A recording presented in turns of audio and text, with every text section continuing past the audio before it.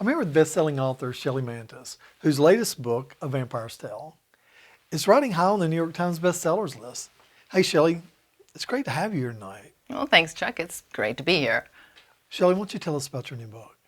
It's a twisted tale of deceit and debauchery with violence, vampires, and vengeance. Oh, what is the first thing you think about when you're setting about to write a new book? We know every good book starts out with a good idea. And where does Shelley Mantis, best-selling author of over 60 horror novels, where do you get your ideas? Life. Our headlines are filled with tragedy, terror, murder, rape, violence, bigotry, hatred. These are things that people deal with every day of their life. So I get my ideas from life. Maybe that's why your books have outsold all others in the horror genre in the past 10 years. They touch on a nerve at the subconscious level of most people. Maybe so, but I'm really trying to do what every good writer does. I want to craft a story that's going to intrigue the reader. I will take your deepest and your darkest fears, and I will lead you on an exciting, frightening, and maybe even disgusting journey. You know your fans have dubbed you the Queen of Scream. I mean, it's a worthy title in my opinion. But as a writer, have you always wanted to write horror novels? Now, once upon a time, I had other intentions, but, well, as you can see, horror won out.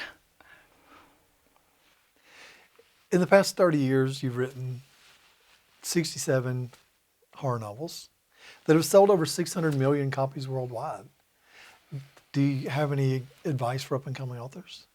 I do. If you want to make it in this industry as a successful author, give up. Give up. Give up. There are countless websites that will teach you for a fee how to become a best-selling author. They'll tell you to write about your life experiences, what you know best. Well, if you want to make it and if you want to pay your bills, then you are going to have to give up and write what sells. If violence sells, write that. If murder sells, write that. If sex sells... Let me guess, write that? Exactly. Who really wants to read about your life experiences? People read to escape. And so, give them what they need. Give them what they want. There's no nobility in living the life of a starving artist, one-room loft, lamenting over the hours spent toiling for your craft. Because you know what? The truth of the matter is, the creditors, they don't care about your craft. They want to get paid. So if you want to make it in this industry, write what sells. And there you have it, folks. Straight from the mouth of the Queen of Scream. Write what sells. Yeah. I got that advice long ago. And look where I am now. Shelley Mantis, I was just watching an interview with you. Oh yes, the Chuck Samuels show. I'm here a little early, but is my room ready? Your room, Miss Mantis? I don't have you on my register. Sarah Henry. Sarah Henry. Professional name. Oh, yes. Yes, Sarah Henry. My name's Jesse, by the way. I manage the Dream Motel. If you need anything, please let me know. Will do, thank you. Your room, it turns out, is ready. It's room 147. Do you have any bags? It's still in the car. Okay. I will show you to your room and then I'll get your bags for you. Very nice. Just like last time. I guess some things really do stay the same. Sorry? Oh, nothing. Which way's the room? Yeah.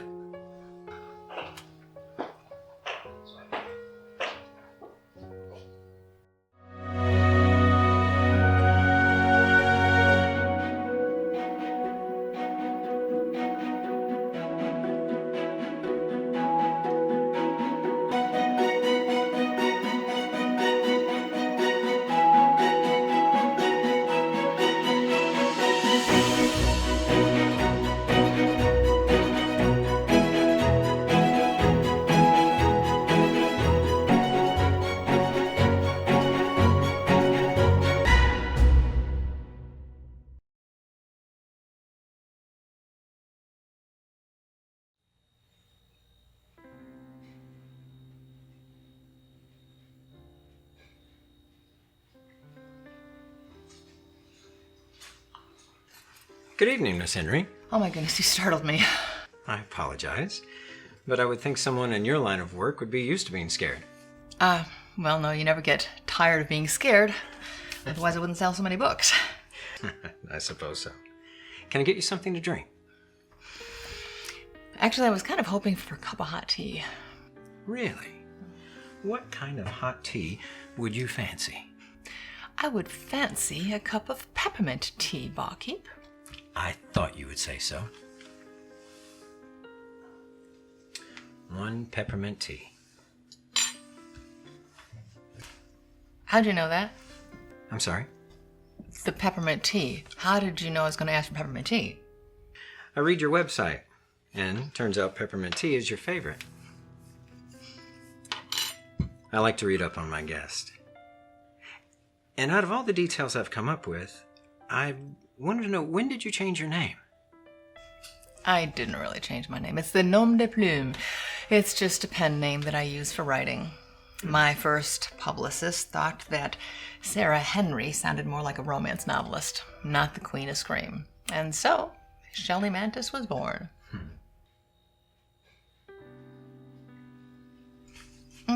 That's delicious. How did you know that I was going to be down here at 9 o'clock, though? Oh, I saw you coming in. Oh, okay. But Miss Sarah, I do know all about you. You have Googled my name? You snooped around my website? Well, I know that you prefer dogs over cats. I know your favorite season is spring. And I know that your favorite movie director is Frank Capra, and your favorite movie of his is It's a Wonderful Life. Then you are definitely following me on Facebook. I also know and appreciate the fact that you value honesty, and that you do love romance novels. And at one time, Miss Sarah, you had a very strong faith. I also know that you were here once before. It was February 1988. It's right here in this very bar. You were offered your first writing deal. And if I remember correctly, it was very lucrative. 1988? Well, you could have been what, 20 years old? How would you know that? I do know that you accepted the deal, even though it meant putting everything you believed in completely aside. I know that 30 years ago, you had your first hit, The Curse of the Changeling. I also know that you've come back here to rekindle your passion for writing. And Sarah, one thing that I do know, you're very unhappy with your life. That's what I call stalking. I've dealt with people like you before, Jesse. Sarah, I'm just someone who cares for you. Cares for me? This is nuts. Look, 30 years ago, you made a heavy decision that impacted your life. And not only your life, but the lives, the hearts, and minds of every single person who ever read your books.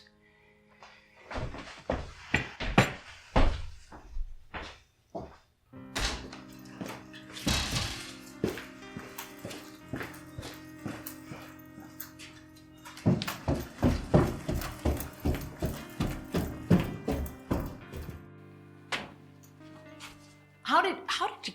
It doesn't matter, Sarah. Okay, what do you think you're doing? Who are you? Wait a minute. I've known guys like you before. You think if you learn everything about me, then you too can be a successful writer. But this is not the life you have imagined. And you're going to sell out all your dreams just to make this happen? Sold out? What are you, nuts? I worked hard to make this happen. And now, I've got it all. I have got book tours, speaking engagements. I've got a movie deal coming up. I'm living the dream. I've got everything. I have got everything I never wanted.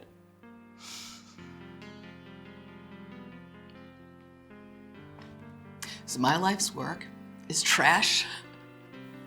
And the funniest thing is, I hate horror. My daddy always said that horror is the lowest form of literature.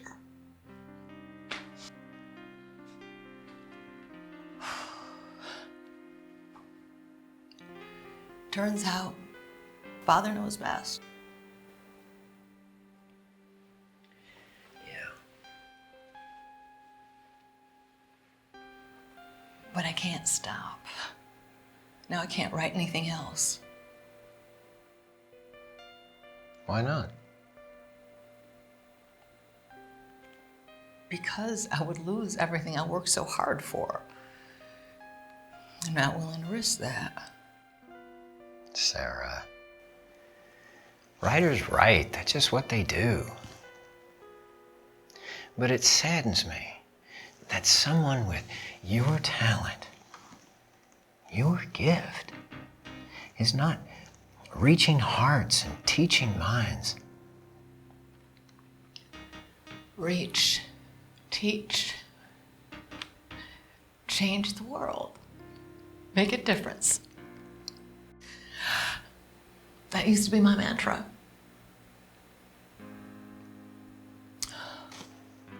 What if you were given an opportunity to change your story? You know, maybe get a do-over. Would you take that chance?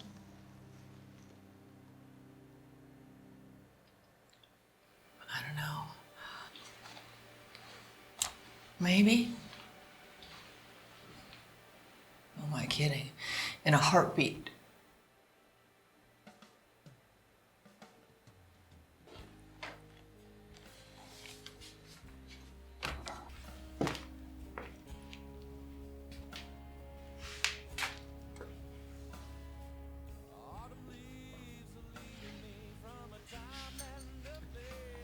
Recognize her? That's me. That's me. But how? Come on, Sarah. Every good writer knows the how's not near as important as the why. It's February 1988. You're about to make the fateful decision of trading in your dreams of being a literary artist into being a bestseller. Why? Well, you said you wanted a chance at a do-over. Here it is. Can you talk your former self out of making the wrong decision? Listen, she can't hear us, not till you say the word. And there's only one rule. You can't tell her who you are. Otherwise, the conversation's over. But I'm good at what I do. People like me. And what about your heart's desire to make a real difference? She's about to make a life-changing decision. So what's it going to be? Fame and fortune?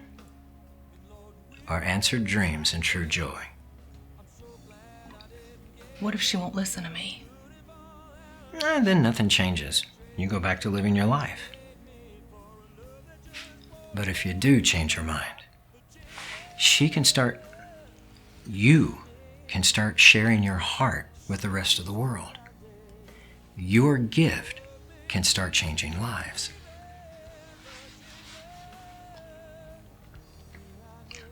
Can I?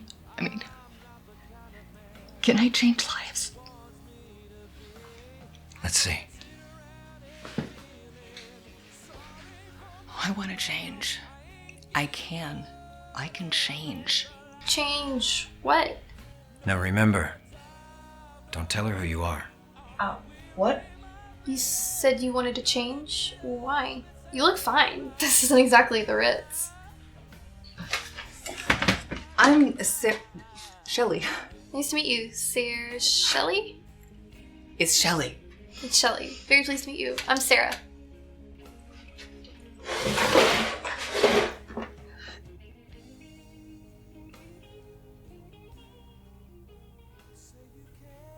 He offered me a contract to ghostwrite horror for a best-selling author.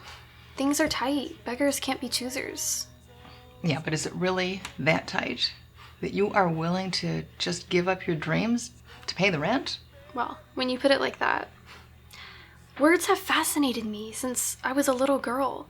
They paint pictures, transport you into the middle of an epic tale.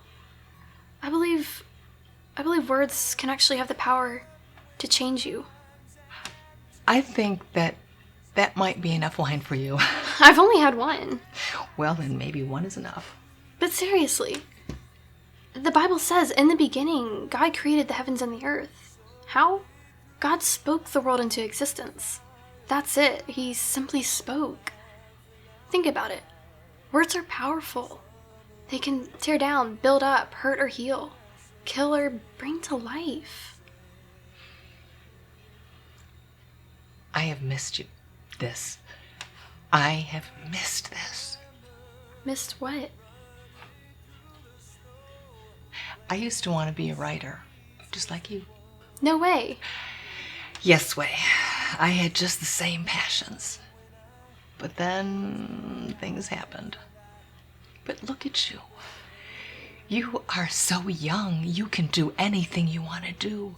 You can be anyone you want to be. And starting tomorrow, I guess I'm going to be the ghostwriter for Thomas Roberts. Yay! Well, long day. It was nice talking to you and all.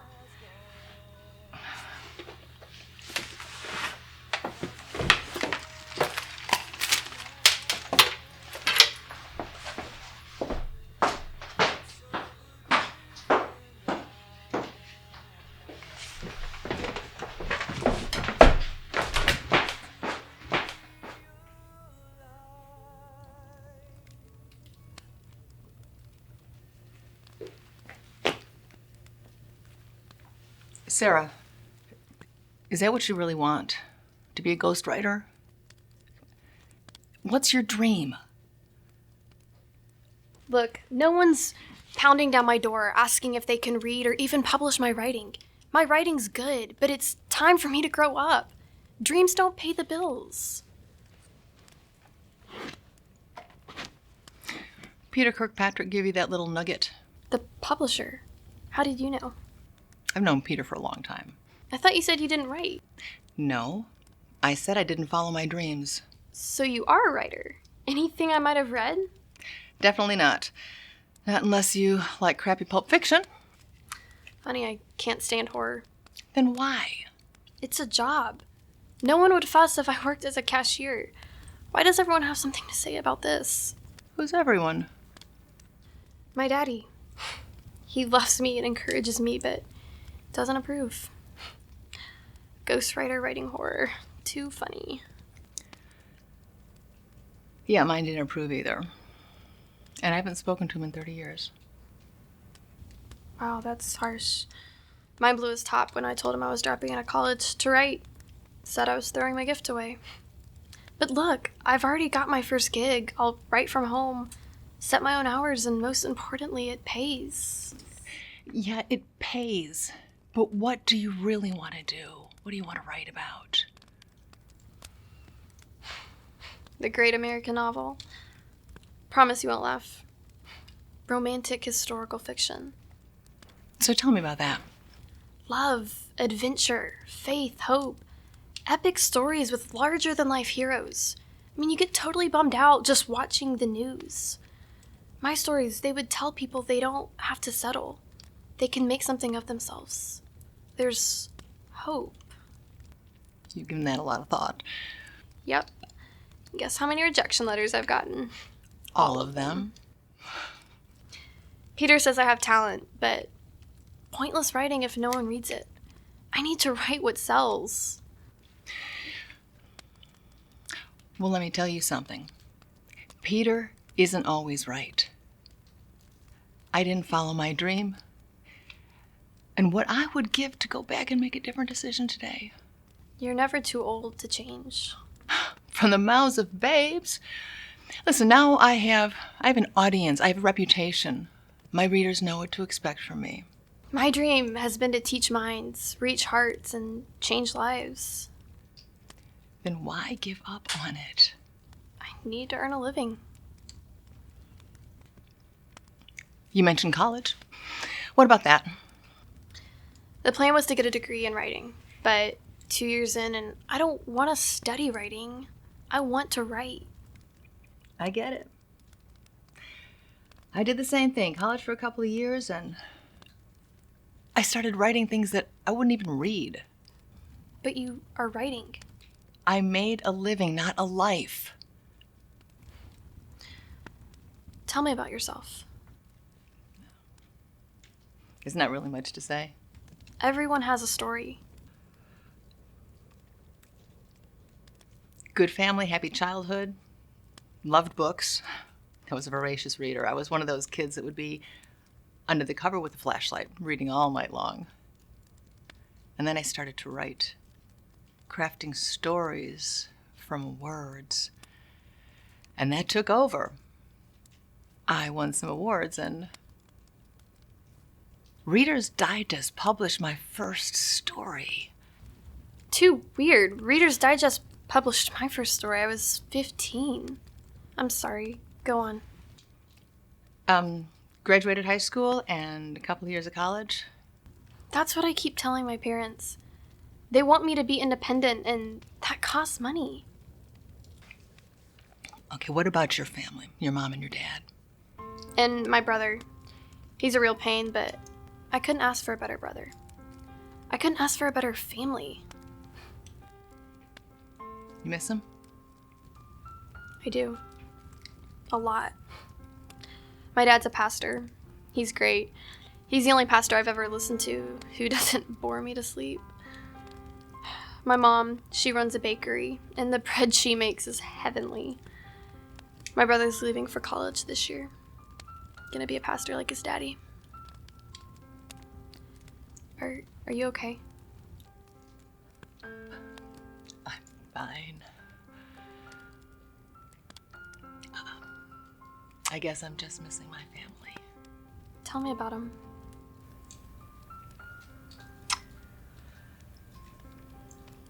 I haven't spoken to my father 30 years. And my mom's been gone for a few years. My brother, well, my brother took over Daddy's business, and he's married and has 2 kids. And they're happy. How come you and your dad don't talk? Stupid. Oh, so stupid. He thought I was wasting my gift. He said that I should use it to bring hope to the hopeless. He was disappointed. He was hurt.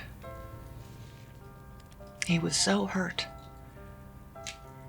that I took the easy path. He always said, little good comes when the path is too easy. But me, I was so smart. I was independent, and I knew I could do it my way. I could show him. And that just sounds so silly right now. Your dad sounds a lot like mine. Why don't you call him? I'm sure he would love to hear from you.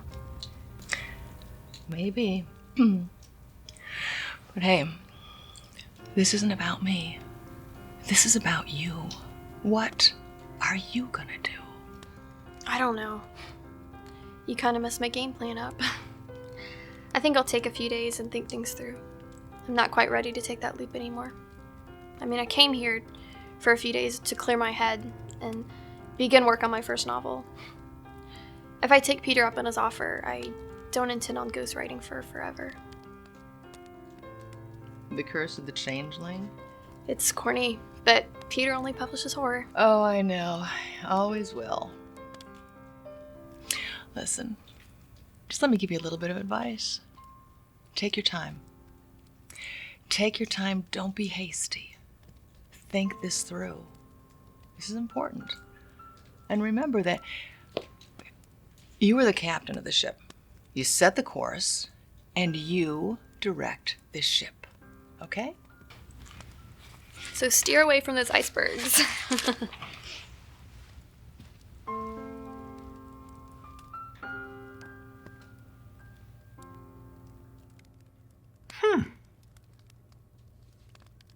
You were a lot of fun back then. Hey, look, it's getting late, and I'm gonna have to shut down the motel. Who are you? I'm Jesse, the manager here at the Dream Motel. No. I mean, who are you? I am who I need to be. And you needed a friend. Sarah, you're incredibly special, and you have a great talent for writing. And I was able to give you a second chance, let you have a life that you were destined to live. I tried. I mean, I really tried, Jesse. But I don't know. I need to know what I decided. Well, see for yourself. Stories of faith, hope, and love. The official Sarah Henry website.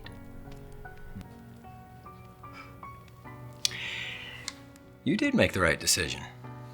Took you a little longer to get published, but right after that, you moved back home, and you set the course of your life. Do you remember?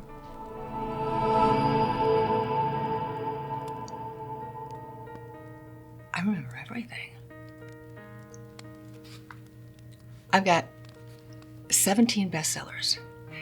I'm married to William, and we have 2 children, Leah and Michael, and we have a dog named Samson. And we're living in my old neighborhood. We go to my brother's church, and I am writing what I love to write. And I'm so happy. A blessed life indeed. Wait a minute. I remember everything else too. How do I know which one is real? After a while, that life will just fade from your memory and basically seem like a dream. Oh, there you are. I've been looking all over for you. William, my husband. Of course I'm your husband. Been at the bar this early, have we? I can assure you, Sarah, the only thing that she's had tonight has just been a peppermint tea. Oh, yes, peppermint tea before bedtime. Hey, listen, we've got better at the sack. We've got a busy day tomorrow traveling.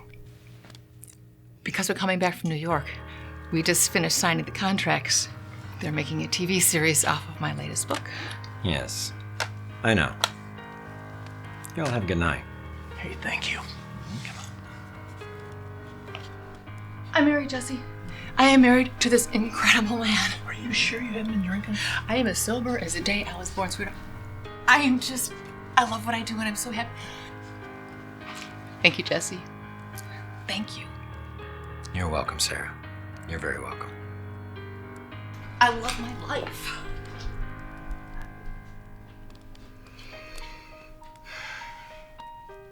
You never cease to amaze me.